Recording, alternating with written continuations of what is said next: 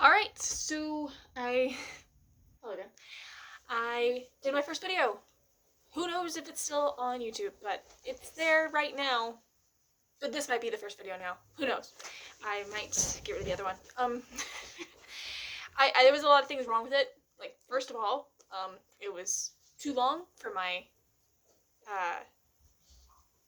like it was split into two parts. So, again, that's might be why I delete that one.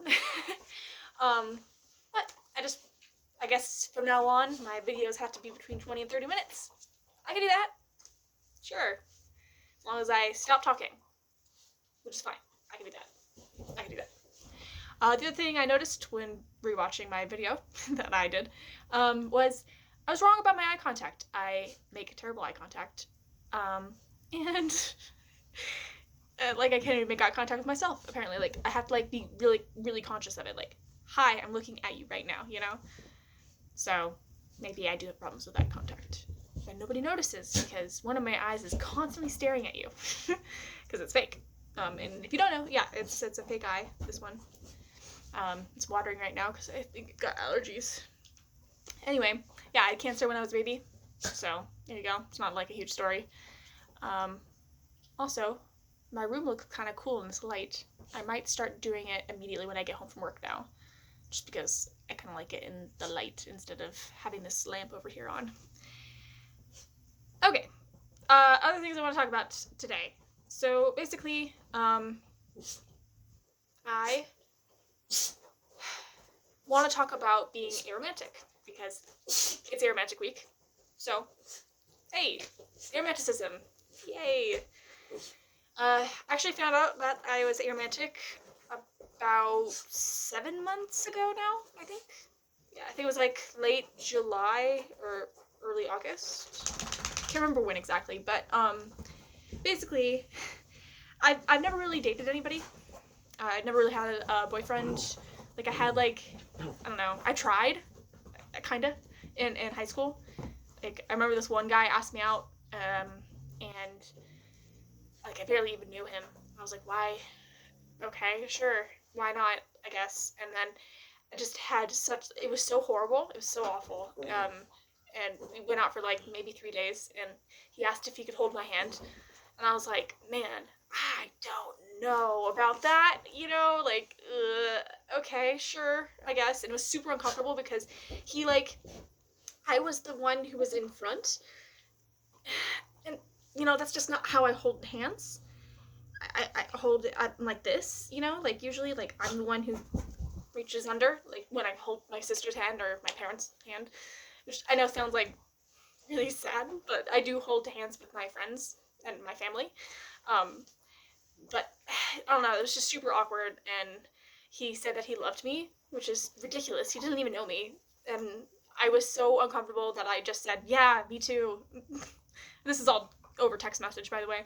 And then I was just like, no, you know, I don't think this is working out, and I broke up with him, and I broke up with another guy too, because I kept trying, because I was like, oh, there has to be something there. Maybe if I just try, something will like spark in me.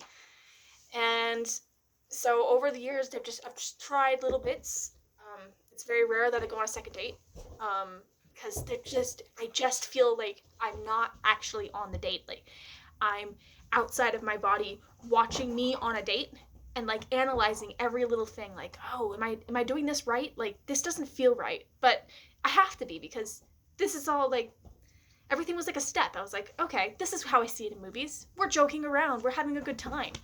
And then, like, I had my first kiss when I was like 22, I think. Was I 22? I don't even remember his name.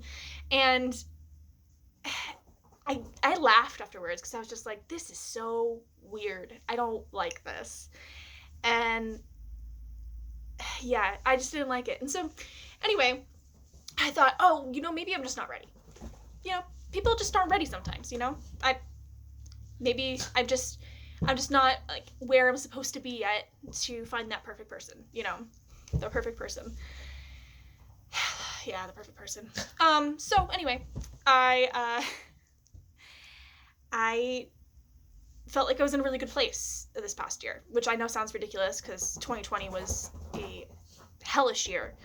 But I learned a lot about myself that year, and I had quit this horrible job, and I started this really good one, which I'm currently at, and the people there are so nice, and I felt comfortable. My house was exactly the way I wanted it to be. My dog was really good. Me and my sister were like friends again, because we had like started drifting a little bit when I moved away and then moved back, and we just weren't on the same wavelength, and it was really sad. And so I felt like, I'm in a really good place right now. I think I'm ready to finally find someone to spend the rest of my life with. And which I know sounds ridiculous, but it's like, that'd be nice. That'd be nice, Like, I like the idea of it. Like, oh gosh, just spending the rest of your life with someone and just like knowing them, every part of them, and it sounded so amazing. And so I was like, okay, cool. Let's do this. So I went on Tinder. I tried a bunch of different apps when I moved away to live in LA. And I didn't really like any of them, really. Tinder's super easy to use. I was just like, okay, cool. Like, you swipe, and then you swipe, and you don't have to worry about, like, being the first. Like, I hated Bumble because I didn't want to make the first move. I was like, this is stupid. I don't want to make the first move. And so I was like, no. Okay, so Tinder, sure. Whatever. Like, I know it kind of has, like, sexual connotations. Like, it's like a sex hookup app. But if you're, like, very upfront about, like, I'm looking for a relationship, then people were usually pretty cool about that. So, anyway, I signed up for this Tinder thing, and there was this guy, and he was, like, very, like, really cute. Like, he was very good looking. And I don't know, like, we really, like, our banter over text messaging was, like, really good. I was like, oh, this is so nice. I'm like, I got really excited. I was like, okay, we're clicking. We're doing something. And we lived nearby. We lived in the same town. And I was like, that's awesome, because usually I date people who are like, or the people I went on a date with, because I don't really date people, but the people I went on a date with, they usually lived pretty far away. Like, it's like a 40-minute drive. I'm like, fuck that. I ain't driving out 40 minutes to see you. I don't care about you. Which should probably have been a warning sign. But anyway, so this guy was like, he lives in my town, and he's got a pretty good job. It was fun to talk about. I think he was like a mover or whatever, and so he like moved all these like really big mansions or whatever. So I got to like see all these really pretty like houses and stuff like that, and move people in and out of them, which is cool. Like, I was like, that's so cool. Like, we can talk about this stuff, I also work in the housing industry, so I was like, this is cool. We have something in common. We were talking a lot. He was like pretty open, and I was pretty open, and I was like, you know what? Okay, let's go on a date. So we went on this date, and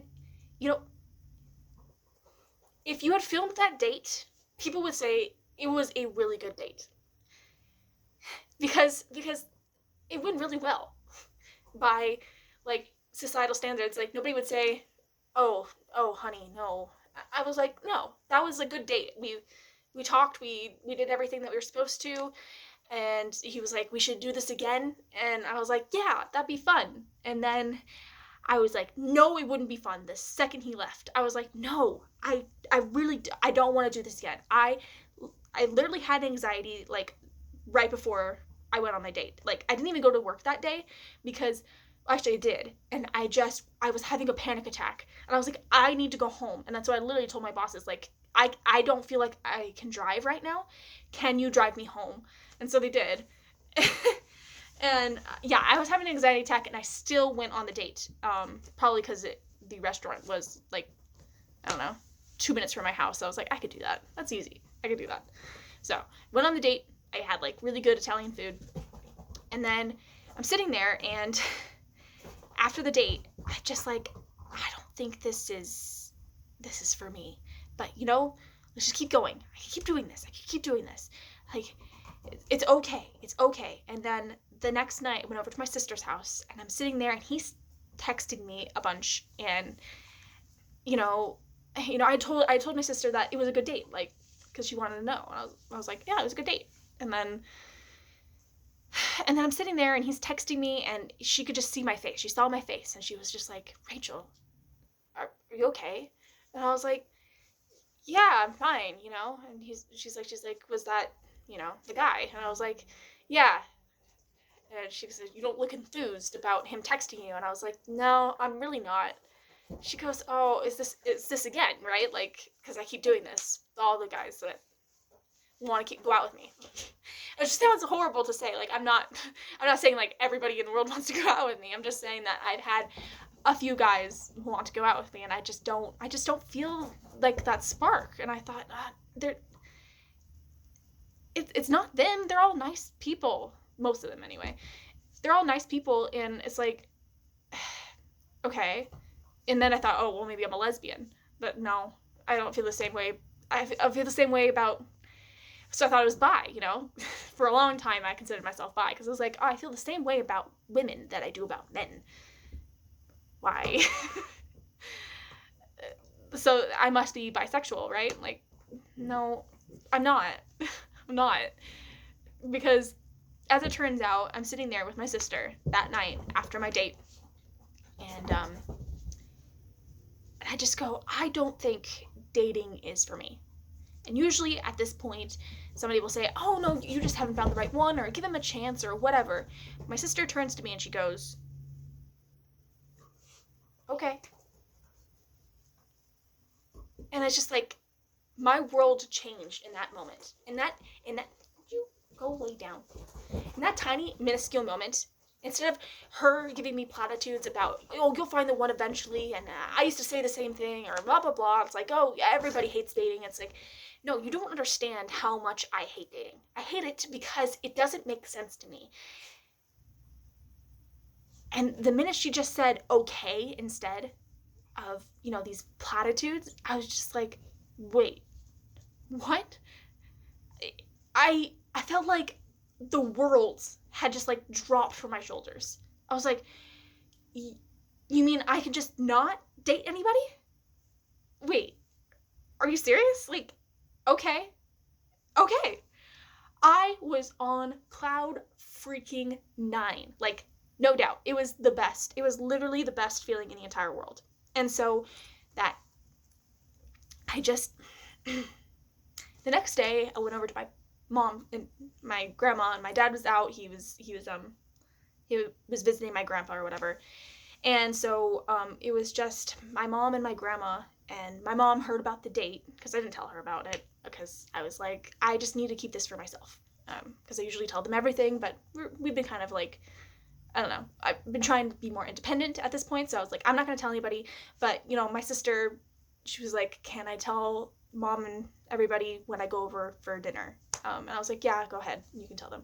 So she knew about the date, and I get there that day, and she was like, so, like, after all our, like, pleasantries, she's like, so, how was the date? And I was just like, yeah, it's not gonna happen. She's like, what? And I was like, yeah, I was really excited, because I was like, I finally get to say, like, I am not dating anymore. I have decided that that's not for me. I don't want to do that anymore. And so I was like, hey, this is what's happening. And it came as quite a shock, but I didn't realize at the time how she would feel about it. I was only focusing on how I felt, and I felt ecstatic. I was like, yes, I'm going to tell everybody, I am not going to date anybody. Ever. And I can finally stop worrying about dating, because it's awful. I freaking hate it. And so I'm sitting there, and she's just like not having it. I was like, okay, well, and I started crying, because, like, I was heartbroken. I was like, why aren't you excited? Why aren't you excited as I am? And I know now that's because she, like, her dreams were just dashed. Like, her dreams for her child are just gone. Like, I'm not going to have a husband, and I'm probably not going to have children. And, you know, like, that's just not going to happen.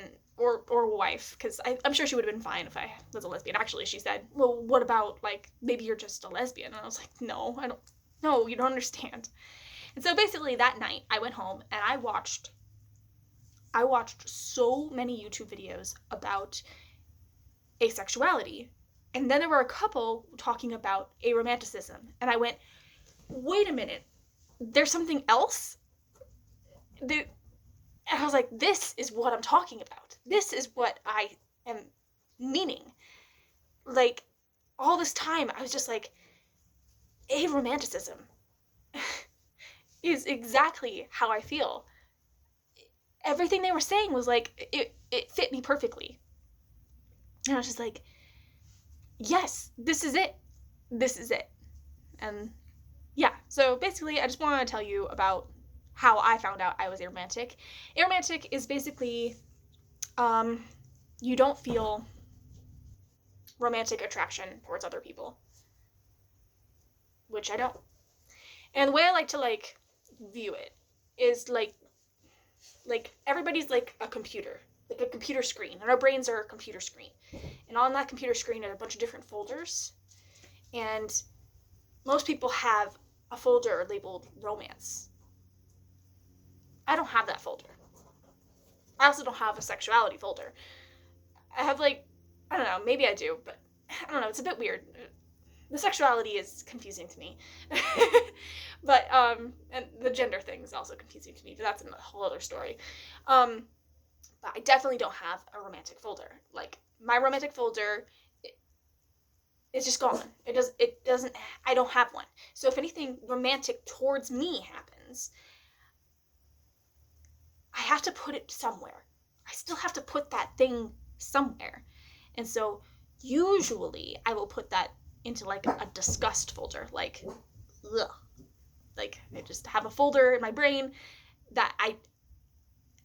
that's what I used to do anyway. Now that I know that I don't have a romance folder, I can put those on in more productive, like, I can put like a romantic thing that happens to me in a different folder. I can be like a discussion folder. I can explain how I'm aromantic.